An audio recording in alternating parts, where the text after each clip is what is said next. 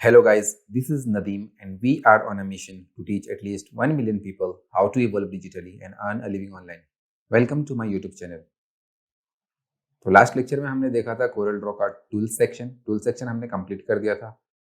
आज के लेक्चर से हम चालू करेंगे टैब्स का सेक्शन। कोरल के अंदर टैब सेक्शन भी बहुत इंपॉर्टेंट है और अगर आपको कोरल अच्छी तरह से सीखना है तो टैब सेक्शन भी बहुत ज़रूरी है। तो उम्मीद है आप लोग पूरी फोकस के साथ पूरा टैब सेक्शन भी कंप्लीट करेंगे। सबसे पहला जो टैब सेक्शन के अंदर है वो है फाइल। तो आइए आज हम फाइल के बारे में देखते हैं कि फाइल के अंदर कौन कौन से ऑप्शंस हमें देखने मिलता है। तो विदाउट एनी फर्दर अडू चलिए शुरू करते हैं।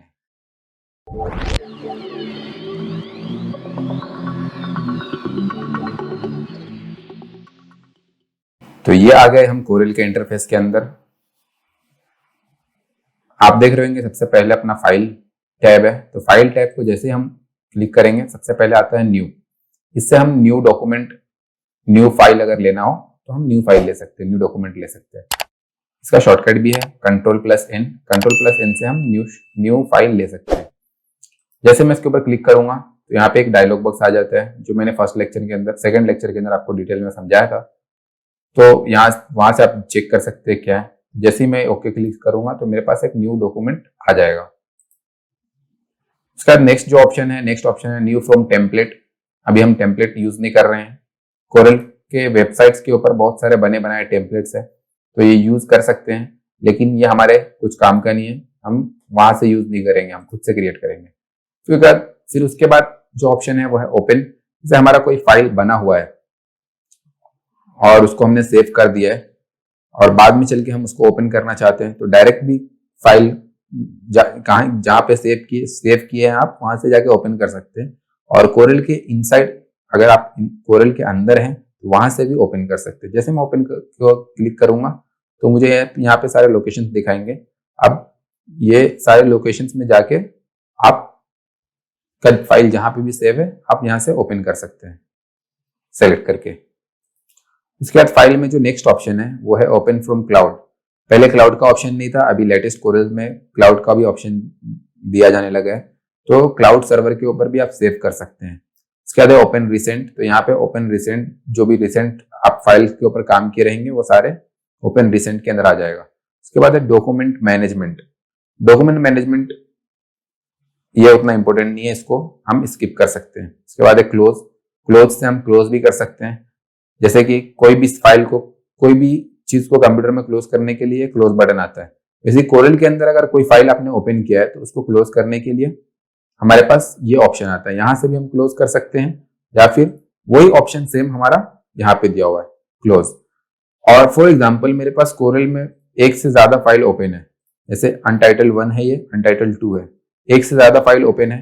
यहाँ पे एक ऑप्शन ये भी है कि क्लोज ऑल। जैसे हम क्लोज ऑल करेंगे तो सारे के सारे फाइल्स एक साथ क्लोज हो जाएंगे, जो कि हम यहां से करते हैं। ये भी क्लोज ऑल का ऑप्शन है, ये सिर्फ क्लोज का ऑप्शन है और ये क्लोज ऑल का ऑप्शन है। होप आपको समझ में आ रहा है। फॉर एग्जांपल मैंने कुछ डिजाइन क्रिएट किया, अब इसे मुझे सेव करना है तो सेव भी कर सकते हैं हम। तो उसका शॉर्टकट आपको मालूम है, कंट्रोल+S से हम सेव करते हैं। यहाँ पे भी एक ऑप्शन दिया हुआ है, इससे भी हम सेव करते हैं। और इसके अंदर भी ऑप्शन है ये, इससे भी हम सेव करते हैं। सेव एज जो ऑप्शन है, सेव एज ऑप्शन एज किस लिए यूज होता है ये मोस्टली लोग को पता होगा, लेकिन मैं बिगिनर लेवल तक का कोर्स बनाना चाह रहा हूं तो इसलिए मैं एक्सप्लेन कर देता हूं कि सेव एज हम कहां पे यूज करते हैं। फॉर एग्जांपल हमने कोई एक डिजाइन बनाया, अब उसमें हमने बहुत सारा टेक्स्ट वगैरह लेके रखे रहेंगे, हम टेक्स्ट का यूज करेंगे, है ना। मैं लिखता हूं यहाँ पे Corel Draw is an awesome software। ठीक है, ये मैंने टाइप किया। अब हमारे पास बहुत सारे फॉन्ट्स होंगे, है ना।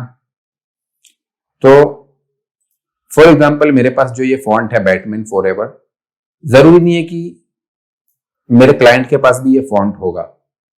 मैंने तो डिजाइन किया, अभी क्लाइंट को जब हम फाइनल डिलीवरी करेंगे तो फॉन्ट फाइल्स भी देते हैं। अगर फॉन्ट फाइल्स नहीं भी देते भी हैं, तो अगर नहीं देना हो तो उसके लिए हम क्या करेंगे कि इस टेक्स्ट को हम कन्वर्ट टू कर्व कर देंगे, है ना। कंट्रोल प्लस क्यू से कन्वर्ट टू कर्व होता है। अब कन्वर्ट टू कर्व होने का मतलब क्या है कि ये अब एक टेक्स्ट नहीं बचा है, ये एक कर्व हो गया है, एक ऑब्जेक्ट बन गया है जो कोरल के अंदर हमने क्रिएट किया है। अब जब क्लाइंट ओपन करेगा इसे तो उसे ओपन कर सकता है क्योंकि ये कर्व है। लेकिन वही अगर मैं ये फॉन्ट के अंदर ही रहने दूं, टेक्स्ट प्रॉपर्टी के अंदर रहने दूं इसे, और मैं इसको 1 मिनट में शॉर्टकट्स के आप कीज ऑन कर देता हूं। मैं इसको इस फाइल को सेव करके क्लाइंट को दे दूं, तो क्लाइंट को जैसे हम देंगे तो वो ओपन करेगा, क्योंकि उसके पास बैटमैन जो फॉन्ट है वो इंस्टॉल नहीं रहेगा, तो ये फाइल ओपन होगा ही नहीं, एरर बताएगा या फिर फॉन्ट मिसिंग का डायलॉग बॉक्स बताएगा। तो इस चीज को हम अवॉइड करने के लिए क्या करते हैं, कन्वर्ट टू कर्व कर देते हैं। जितने भी टेक्स्ट रहेंगे सारे टेक्स्ट को कन्वर्ट टू कर्व कर देंगे। कन्वर्ट टू कर्व करने के बाद हम इसको क्लाइंट को भेजेंगे, तो क्लाइंट या फिर प्रिंटर जिसको भी भेजेंगे तो वो ओपन करेगा, तो ये इजिली ओपन होगा, मतलब फॉन्ट मिसिंग नहीं बताएगा। तो अगर मैं कोई भी फाइल बनाने के बाद कन्वर्ट टू कर्व कर देता हूं और फिर वो क्लाइंट मेरे पास 1 साल के बाद आता है, या फिर उस फाइल की जरूरत मुझे 1 साल के बाद पड़ती है, तो मैं उसको एडिट कर सकता हूं क्या? नहीं कर सकता हूं। इसलिए हम क्या करेंगे, जब भी फाइनल फाइल जो रहेगा, जो हम सेंड करने जा रहे हैं क्लाइंट को या फिर प्रिंटर को, उस फाइनल फाइल का एक कॉपी बनाएंगे। और उस कॉपी कैसे बनाएंगे? Control plus shift plus S से। जैसे मैं क्योंकि ये सेव है, ओरिजिनल मेरे पास सेव रहेगा, इसको मैं जब चाहूं एडिट कर पाऊंगा, इसलिए मैं सेव एज का ऑप्शन यूज करूंगा। तो सेव एज से इसकी एक और, इस फाइल की एक और कॉपी बन जाएगी, तो उसके अंदर मैं कन्वर्ट टू कर्व करूंगा, ना कि ओरिजिनल फाइल के अंदर करूंगा। ठीक है। उसके बाद जो ऑप्शन है सेव एज टेम्पलेट, तो ये इसको इग्नोर कर सकते हैं, इसको स्किप कर सकते हैं, कुछ इंपॉर्टेंट नहीं है ये। उसके बाद रिवर्ट है। रिवर्ट क्या होता है? जैसे बहुत सारा शेप्स मैंने बहुत सारा डिजाइन कर लिया, अब यहां पे ये रिवर्ट बहुत जैसे फर्स्ट पहले इसको सेव करना पड़ेगा मुझे, फिर सेव करने के बाद रिवर्ट ऑप्शन ऑन होगा। अभी ऑफ बता रहा है, ये इसलिए ऑफ बता रहा है क्योंकि हमने सेव ही नहीं किया फाइल को। तो इससे क्या होता है, जैसे आपने कोई फाइल के ऊपर काम किया, उसको सेव कर लिया, अब उसको सेव करने के बाद क्लोज कर दिया, फिर आप गए खाना वाना खा के मस्त आए वापिस, फिर वापिस काम करना चालू किया। अब उसके बाद काम किए तो आपको ऐसा दिमाग में आया कि नहीं, जो मैंने स्टार्ट किया था ना जहां से काम, वहां वापिस से मुझे वैसा रिवर्ट करना है, मतलब इनिशियल जैसा स्टेज था वहां तक जाना है। तो आप रिवर्ट के ऊपर क्लिक कीजिएगा, तो रिवर्ट से आपका जो इनिशियल जैसा आपने ओपन किया था फाइल उस टाइम पे कैसा था, तो उस तरह का रिवर्ट हो जाएगा आपका। फिर इसका एक्वायर इमेज है। एक्वायर इमेज ये कुछ काम का नहीं है, तो इसे हम इग्नोर कर सकते हैं, स्किप कर सकते हैं। इसके बाद है इंपोर्ट। इंपोर्ट बहुत इंपॉर्टेंट फंक्शन है कोरल के अंदर। इंपोर्ट से हम क्या करते हैं, अगर कोरल के बाहर की चीजें हैं कोई, जैसे कि बहुत सारे टेम्पलेट्स भी बने हुए होते हैं डिजाइन के, जो हम नेट से डाउनलोड करते हैं, इमेजेस रहते हैं, इमेजेस को हम डाउनलोड करते हैं, तो इस तरह की चीजें जब हम कोरल के अंदर लाते हैं तो 2 ऑप्शन है लाने का। एक तो हम डायरेक्ट कॉपी करके वहां से पेस्ट कर देंगे, control V control C control V से।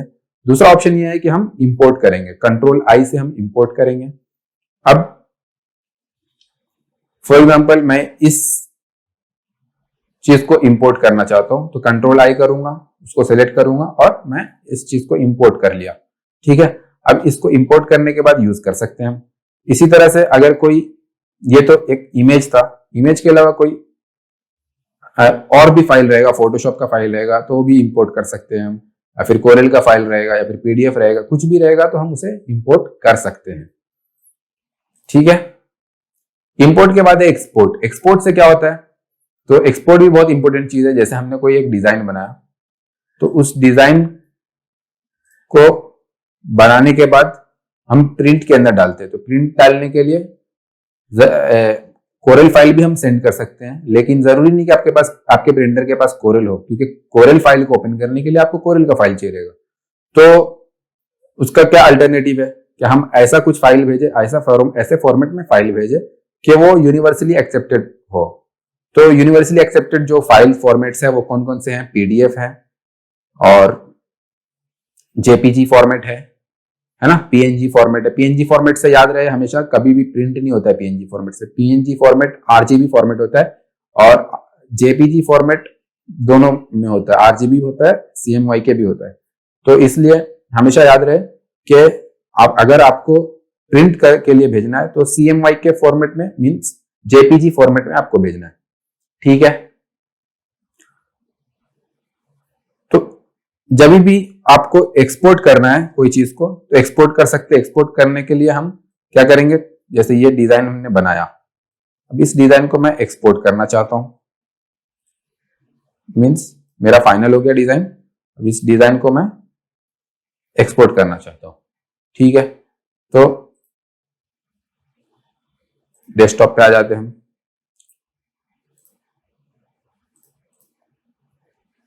अब इसको एक्सपोर्ट करने के लिए यहाँ पे फाइल्स के अलग अलग टाइप्स रहेंगे। जो फाइल टाइप्स में आप एक्सपोर्ट करना चाहते हैं वो फाइल के फॉर्मेट में एक्सपोर्ट कर सकते हैं। जैसे कि यहाँ पे बहुत सारे फॉर्मेट है, पीएनजी है, जेपीजी है, पीडीएफ है, एसवीजी है। एसवीजी क्या होता है? Scalable vector graphics. SVG file भी इंपोर्टेंट है। ये फाइल फॉर्मेट, इस file format universally accepted file format है। फिर एआई फाइल फॉर्मेट है। तो ये सारे एक बार आप गो थ्रू कीजिएगा, इसके अंदर बहुत सारे फाइल फॉर्मेट्स हैं। तो आप किसी भी फाइल फॉर्मेट में अपने डिजाइन को एक्सपोर्ट कर सकते हैं, ठीक है। मोस्टली हम जेपीजी और पीडीएफ में मोस्टली जेपीजी और पीडीएफ और पीएनजी, ये तीन चीजों में हम एक्सपोर्ट करते हैं। एसवीजी में भी एक्सपोर्ट करते हैं। तो अगर मैं फॉर एग्जांपल जेपीजी लेता हूं मैं और एक्सपोर्ट करता हूं इसको, तो कैसा डायलॉग बॉक्स खुलेगा? एक्सपोर्ट का ऑप्शन थोड़ा डिटेल में मैं बता देता हूं। यहाँ पे कलर कोड रहेगा, आपको कलर कौन से कोड में, अगर प्रिंटिंग के लिए भेजना है आपको तो सीएमवाई के फॉर्मेट में आपको भेजना रहेगा, ठीक है। दूसरा इंपॉर्टेंट चीज ये है कि फॉर एग्जांपल आप बहुत बड़ा डिजाइन बना रहे हैं, मींस 12 बाई 24 फीट का कोई बैनर बना रहे हैं जो आप बड़े से हाईवे के पास लगने वाला है। तो उसको बनाने के बहुत सारे तरीके, हम यहां से फीट ले लेंगे, 12 बाई 24 कर लेंगे यहाँ पे, है ना, 24 बाई 12। अब ये इतना बड़ा साइज रहेगा ना, ये इतने बड़े साइज का अगर हम डिजाइन बनाने जाए तो हो सकता है कि पीसी अगर मेरा उतना स्पेसिफिकेशन का नहीं है तो हैंग होने लग जाएगा। तो इसका सॉल्यूशन ये है कि कभी भी अगर कोई बहुत बड़ा साइज का डिजाइन बना रहे हो आप, तो उसको आप क्या कर सकते हैं, इंच में कर सकते हैं। अगर फीट में है वो डिजाइन तो इंच में उसको बना सकते हैं। अब 12 बाई 24 बाई 12 इंच का मैं इंच में बना लूंगा। अब इंच में बनाने के बाद जब मैं इसको एक्सपोर्ट करूंगा तो उस टाइम पे इसका रेजोल्यूशन हम इंक्रीज कर सकते हैं। कहां से इंक्रीज कर सकते हैं, आइए देखते हैं।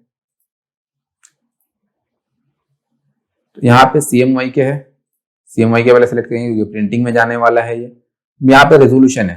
अब इस रेजोल्यूशन को मुझे फीट में कन्वर्ट करना है, तो कैसे कन्वर्ट करेंगे हम फीट में? अब हम जानते हैं कि 1 फीट में 12 इंच होता है। तो जैसे ही मैं यहाँ पे इंच में लिया था मैंने डिजाइन का साइज, जब मैं डिजाइन कर रहा था, तो इसको 1200 कर देता हूं, है ना। 1200 कर दूंगा तो ये ऑटोमेटिक मेरा जो डिजाइन रहेगा वो फीट में कन्वर्ट हो गया है। मैं एक्सपोर्ट कर दूंगा और इसको इजिली हम प्रिंट में यूज कर सकते हैं। तो ये ना ही ब्लर पिक्सेलेट नहीं होगा और प्रिंटिंग होने के बाद इसकी क्वालिटी भी अच्छी रहेगी। उम्मीद है समझ में आ गया होगा आपको। हमने देखा एक्सपोर्ट तक देख लिया आज। अब एक्सपोर्ट के नेक्स्ट कौन सा ऑप्शन है, एक्सपोर्ट 4। तो ये उतना इंपॉर्टेंट नहीं है, इसको हम इग्नोर कर सकते हैं, स्किप कर सकते हैं। फिर सेंड टू है, सेंड टू भी इंपॉर्टेंट नहीं है। पब्लिश टू पीडीएफ बहुत इंपॉर्टेंट ऑप्शन है। पब्लिश टू पीडीएफ से हम क्या करते हैं, तो जैसे एक्सपोर्ट करते हैं तो एक्सपोर्ट में भी हमारे पास पीडीएफ का ऑप्शन आता है। यहाँ पे पीडीएफ का ऑप्शन इसमें भी आता है, लेकिन एक्सपोर्ट में जब हम एक्सपोर्ट करते हैं तो कोई एक पोर्शन को सिलेक्ट करके ही एक्सपोर्ट कर सकते हैं। लेकिन फॉर एग्जांपल मेरे पास यहाँ पे 3-4 पेज है, ठीक है। हर एक पेज के ऊपर जैसे मैं नोवेल या फिर मैगजीन वगैरह या इस तरह की कोई चीज डिजाइन कर रहा हूं, तो मेरे पास 1 से ज्यादा पेज रहेंगे। तो 1 से ज्यादा पेज को मैं अगर एक्सपोर्ट करूंगा तो एक्सपोर्ट भी कर सकते हैं पीडीएफ फॉर्मेट में, लेकिन मैं आप लोग को रिकमेंड करूंगा कि जब भी आप एक से ज्यादा पेज का कोई डिजाइन कर रहा हो और आपको सभी एक साथ चाहिए, पेज नंबर 1 टू लेके from page number 1 to end page number, तो आप क्या कीजिए, पब्लिश टू पीडीएफ कीजिए। जैसे आप पब्लिश टू पीडीएफ के ऊपर क्लिक कीजिएगा, पहले इसको अनसेलेक्ट कर दीजिए और कोई भी चीज सिलेक्ट नहीं रहना चाहिए। हम पब्लिश टू पीडीएफ करेंगे। पब्लिश टू पीडीएफ करने के बाद हम क्या करेंगे, यहाँ पे सेटिंग्स के अंदर आएंगे। ठीक है, सेटिंग्स के अंदर कुछ इंपॉर्टेंट सेटिंग्स है, वो आप नोट डाउन कर लीजिएगा। वो सारे सेटिंग्स हमेशा याद रखेगी। अगर आप प्रिंट के लिए पीडीएफ दे रहे हो तो ये जो सेटिंग मैं बता रहा हूं वो सेटिंग रखना है। अगर आप डिजिटल मोड के ऊपर आप दिखाना चाह रहे हैं अपने पीडीएफ को, उसके लिए अगर रखना है तो किस तरह से सेटिंग रखेंगे वो भी मैं बता दूंगा। सबसे पहले हम देखते हैं कि प्रिंट के लिए हम किस तरह से रखेंगे। सबसे पहले कलर में जाएंगे हम। कलर में CMYK सिलेक्ट होना चाहिए, याद रहे। CMYK के बाद यहाँ पे डॉक्यूमेंट में कुछ भी नहीं छेड़छाड़ करना है, सेम टू सेम ऐसे रहने देना है। उसके बाद ऑब्जेक्ट के अंदर आएंगे तो यहाँ पे ये चेक ऑन रखना है। Compress text and line art, इसको चेक ऑन रखना है। Export all text as curves, इसको भी चेक ऑन रखना है। Render complex fields as bitmaps, इसको भी चेक ऑन रखना है। ये तीनों चीज को याद रहे, चेक ऑन रखना है। फिर प्री प्रेस के अंदर ब्लीड लिमिट को ऑफ रखना है, याद रहे ये ब्लीड लिमिट ऑफ रखना है आपको। और सिक्योरिटी के अंदर कुछ भी नहीं रखना है और चेक करना लास्ट में कि कोई इश्यूज तो नहीं है। हम ओके करेंगे और जैसे हम सेव करेंगे तो वो सारे के सारे पीडीएफ पेज नंबर 1, 2, 3 तीनों पेज पब्लिश हो जाएगा। अब आइए हम देखते हैं कि अगर मुझे पब्लिश टू पीडीएफ, ये तो प्रिंट के लिए मैंने बता दिया, पब्लिश टू पीडीएफ अगर हमें इसके लिए करना है, डिजिटल मीडिया के लिए करना है, सॉरी, अगर आपको है ना प्रिंटिंग के लिए करना है तो यहाँ पे प्री प्रेस सिलेक्ट रखना है ना, यहाँ पे प्री प्रेस सिलेक्ट रखना है। अगर आपको डिजिटल जैसे कि फोन या फिर मोबाइल वगैरह या फिर कंप्यूटर या फिर नेट पे आपको अपलोड करना है तो ये वेब रखना है। वेब रख के आप एक्सपोर्ट कीजिए। ठीक है, इतना समझ में आ गया। बाकी अगर आपको वेब रखेंगे तो ये ऑटोमेटिकली RGB हो जाएगा। और यहाँ पे कुछ ऑप्शंस ये चेक ऑन कर लीजिएगा, ये ऑफ हो जाएगा तो आपको ऑन करना है export all text as curves को। ठीक है, इतना समझ में आ गया। नहीं तो फॉन्ट मिसिंग होता है, इसलिए export all text as curves कर दें तो ज्यादा बेहतर है। ठीक है, उसके बाद सेव कर लेंगे हम।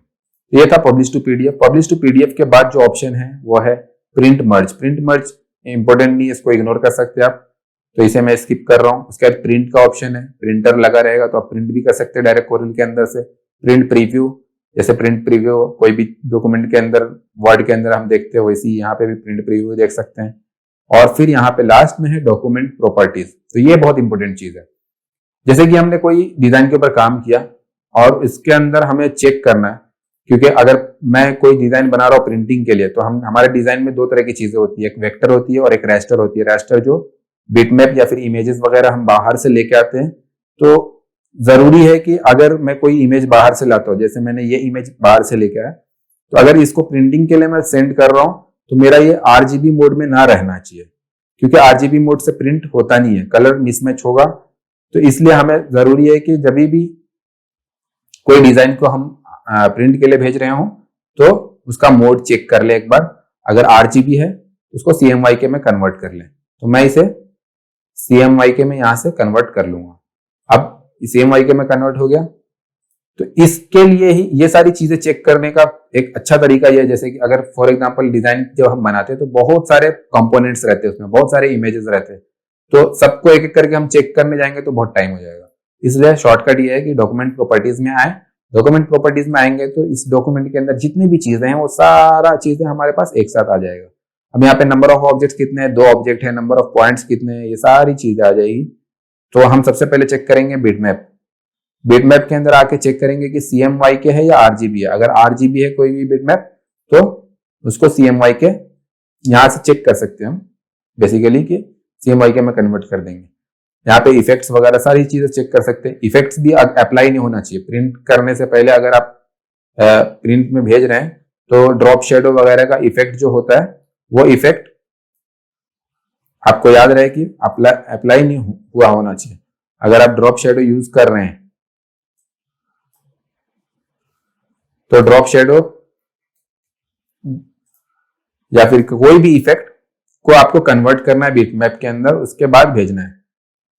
ठीक है, तो यहां से हम डॉक्यूमेंट प्रॉपर्टीज के अंदर हर एक चीज चेक कर सकते हैं, या ये भी चेक कर सकते हैं कि टेक्स्ट कितने हैं। टेक्स्ट भी हम टेक्स्ट भी हम पता कर सकते हैं। अगर टेक्स्ट है तो टेक्स्ट को कन्वर्ट टू कर्व करना है, वो याद रखें कि टेक्स्ट को हम कन्वर्ट टू कर्व करने के बाद ही प्रिंट के अंदर भेजें। और हमेशा याद रखें कि आप ओरिजिनल फाइल का एक कॉपी बना ले। ओरिजिनल फाइल के ऊपर कभी भी कन्वर्ट टू कर्व अप्लाई ना करें सारी चीजों के ऊपर। ठीक है, उम्मीद है आपको आज का लेक्चर समझ में आया होगा। लास्ट में एक्सिट का ऑप्शन है, एक्सिट से हम एक्सिट कर सकते हैं, कोरल को क्लोज कर सकते हैं। आज के लेक्चर के लिए इतना ही। उम्मीद है आपको अच्छा लगा होगा। अच्छा लगा है तो लाइक कीजिए, शेयर कीजिए, और मिलते हैं फिर नेक्स्ट लेक्चर में। कोई भी डाउट हो तो फेसबुक ग्रुप ज्वाइन कर लें, और टेलीग्राम ग्रुप का भी लिंक दिया गया है, वो भी ज्वाइन कर सकते हैं। फिर मिलते हैं नेक्स्ट लेक्चर में, तब तक अपना खूब ख्याल रखें। Bye, take care.